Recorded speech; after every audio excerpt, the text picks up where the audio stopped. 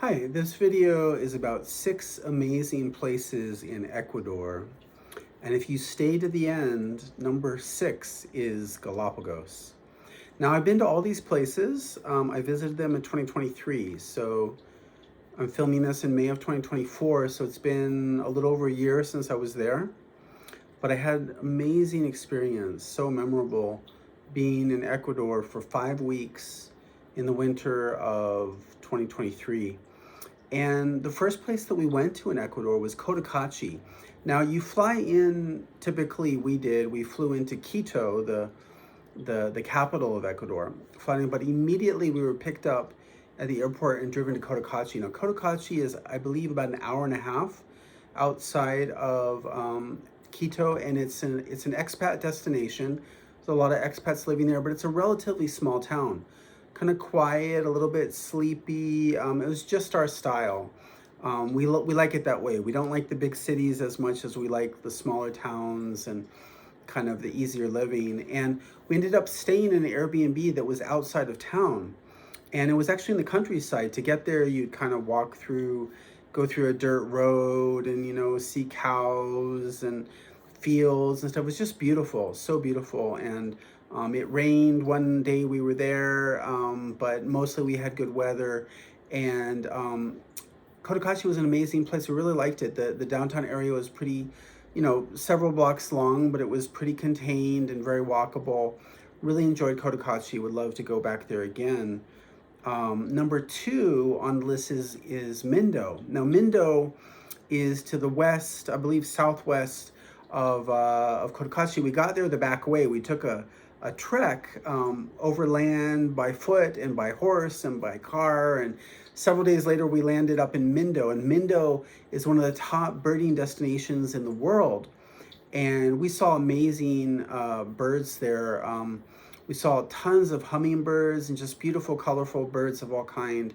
It was really a special place, and I really recommend Mindo.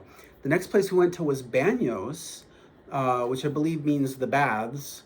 But basically, it's a place that they had some thermal hot springs, and they had lots of waterfalls. We did a day trip where we were driven out through all these different waterfalls. One of them was just massive, and just amazing destination. Banos in Ecuador, really recommend that.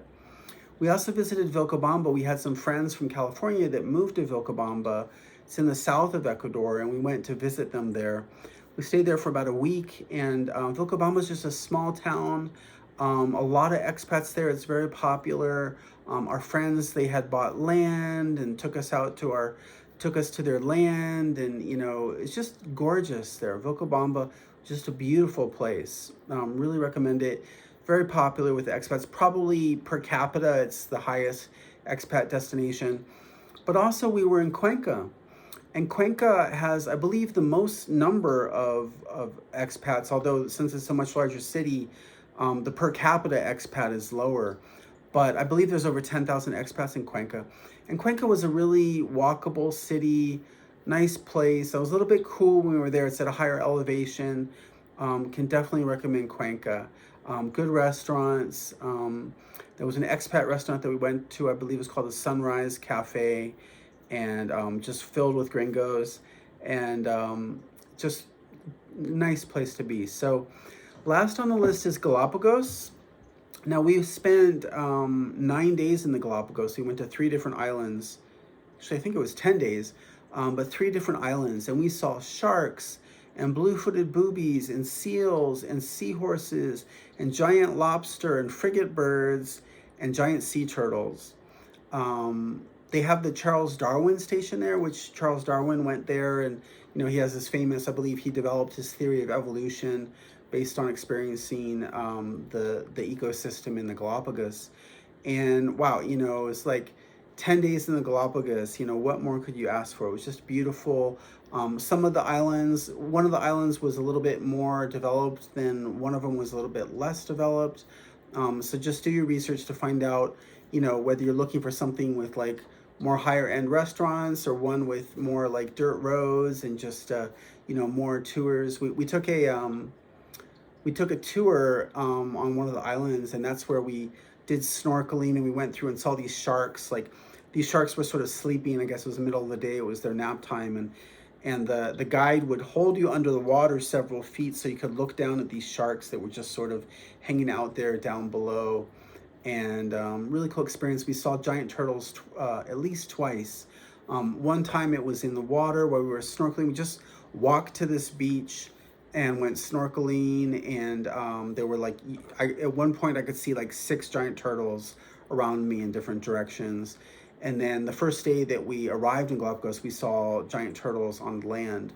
But the thing is, like, some people don't realize that you can do it yourself in Galapagos. Like, we didn't go on any kind of like, you know, boat tour for 10 days. No, we went and we stayed at Airbnbs and hotels on each of the islands, and occasionally took a couple of tours. And a lot of times just did our own thing and went snorkeling on our own and hiking. It's pretty hot, so even for their standards, it was hot during the week that we were there. But Ecuador was amazing. The people were so friendly. We had people come up to us and say, like, welcome, you know, thank you for coming to our country. Welcome to our country. We're glad you're here.